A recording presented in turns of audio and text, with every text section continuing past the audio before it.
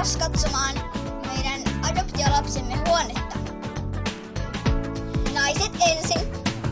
Oi, kiitos, mutta ensin kyllä mennään sitten katsoa se huone ja sitten vasta syödään mun rieskaa. Tietenkin. Oi, kun se on hieno.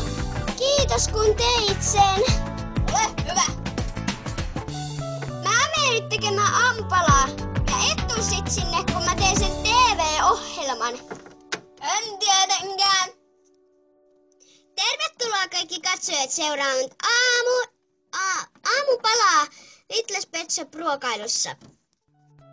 Tänään teemme rieskaleipää aamupalaksi.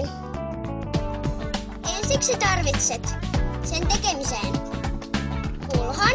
Minulla on tällainen iso kulho, josta voi kaataa sitten jotain.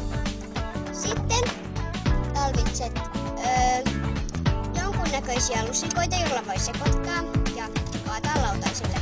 Minulla on täällä 2 lautaista. No, ruvetaan tekemään. Ja kerron vielä ainesosat. Tarvitset jauhoa ja vettä. Kaadetaan ensin vettä kulhoon. Siinä nyt on tuo vesi kulhossa. Sitten kaadetaan jauhoja. Elikkä noin. Eli se näyttää vähän tällaiselta kinokselta. Ja sitten vaan sekoitetaan. Eli nyt taikina on valmista. Nyt voimme kaataa sen tämän näköiseen kulhoon.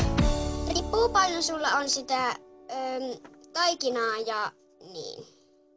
Mulla on nyt aika paljon sitä, niin mä laitan sen tällaiseen isompaan.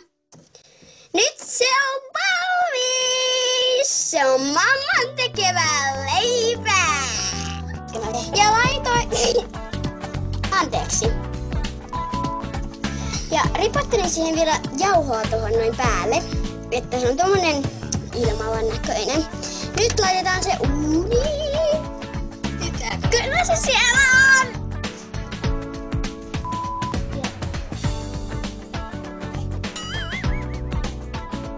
Nyt kun se on ollut uunissa, niin se on tämmönen kova. Nyt me voimme laittaa ne lautaiselle. Jee!